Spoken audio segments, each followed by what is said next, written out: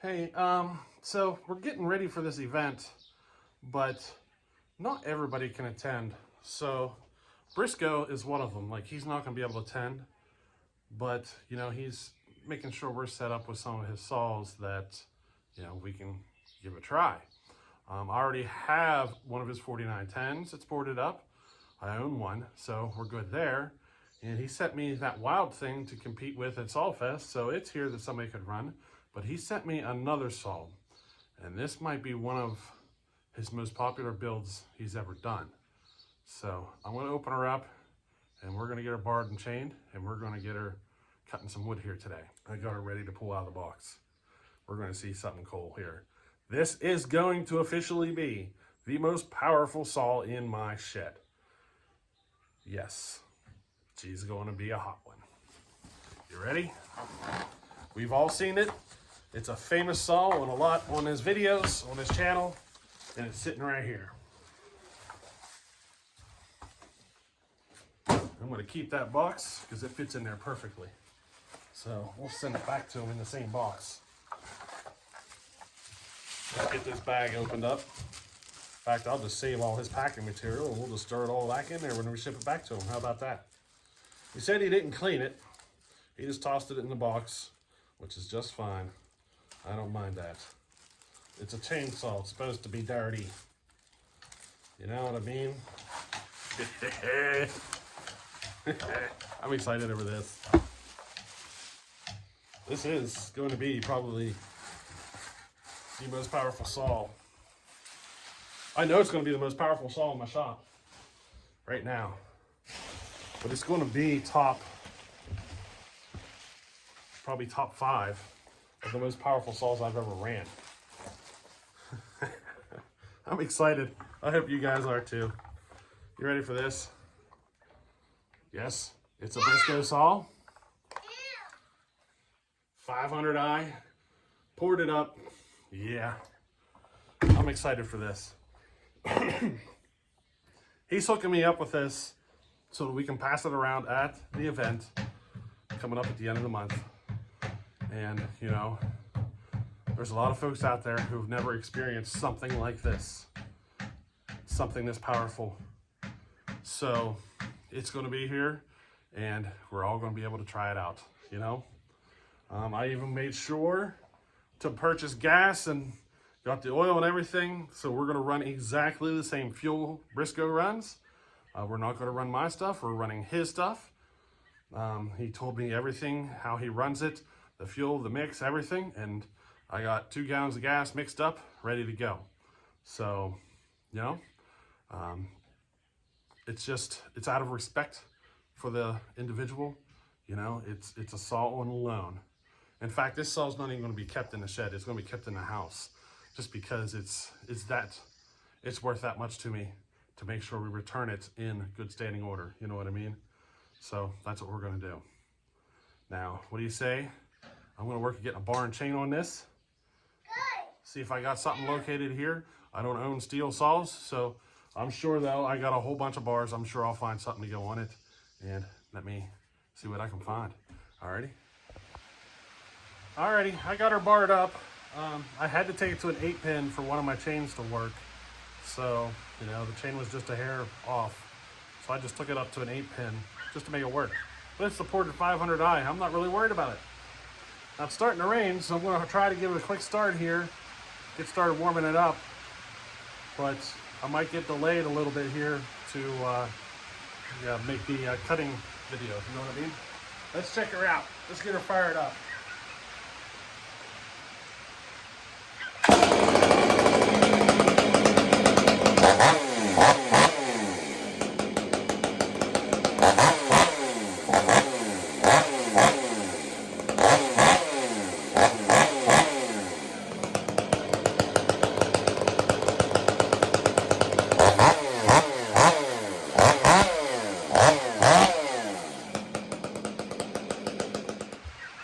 Jeez, this is a snotty saw, I'll tell you what.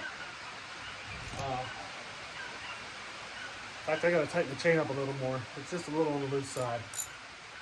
I always seem to run into that issue. Whenever I first put a chain on, I'll fire it up for a second and find that the chain needs tightened just a smidge. You know, it's quite common for me, but it is what it is. Sounds like the rain might be calming down enough that I might be able to go out and make a test cut. And it's raining for certain. Let's do it. Let's go make a quick test cut. I'm not going to hang out there, but you know what I mean. Let's go make a couple of test cuts.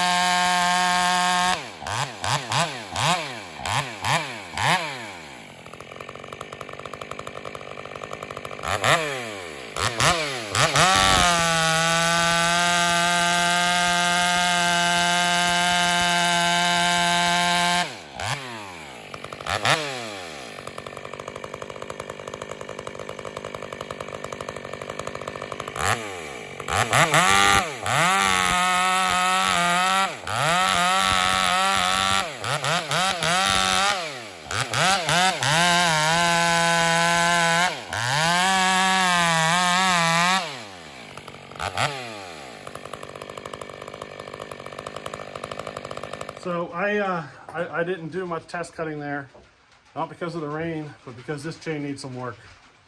Let me figure it out here. Either the rakers are too high, or this saw literally has so much torque that I got to make the chain more aggressive. All right, so I'm going to have to make the chain more aggressive. I'll come back after this rain stops, but I'm going to work at making this chain more aggressive. It's a pretty standard sharpening on the chain, but it ain't enough for this saw. This saw needs to be a lot hungrier of a chain. So that's what I'm going to work on. Alrighty, so I just got the chain back on. Made a few little wee tweaks. If you noticed in the video there, I was doing a bore cut, and I noticed that so the rakers are just a tad on the deep side. You know, it's wanting to chatter on when I use the tip of the bar. So the adjustments I made were all on the tooth. Just made things a little more aggressive. Let's take it out and see what happens. And it's funny, the rain is stopping and the sun's starting to try to come out now.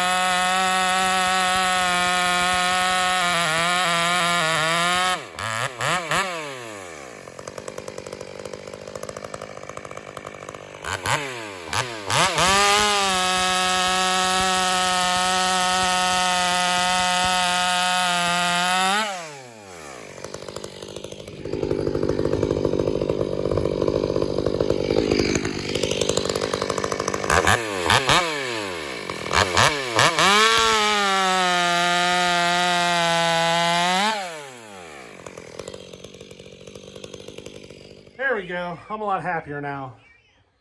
I just changed the angles up a little bit on the tooth, made them a little hungrier, but I didn't touch the raker.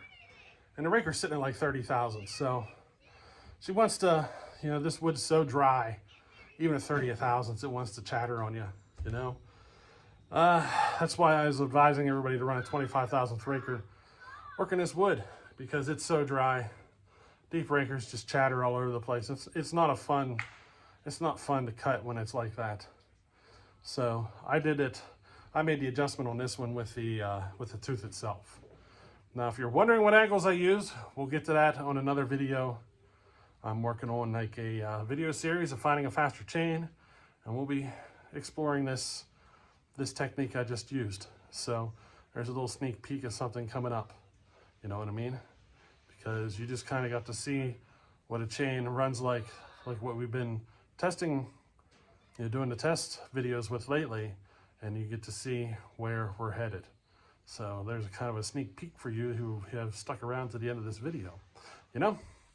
But we'll be getting into that in the future. But anyway, there we go. The 500i is here. She's ready to rock and roll for the event, and I am pretty stoked. Now I want one, you know? I like this saw. She runs great, and now I want one. We'll see though. They're a little pricey, little bit more than I'd like to spend. And to be honest, I do think they're a little overpriced for what they are. So, you know what I mean? It is what it is. But anyway, hey, we'll catch you on the next one. Later.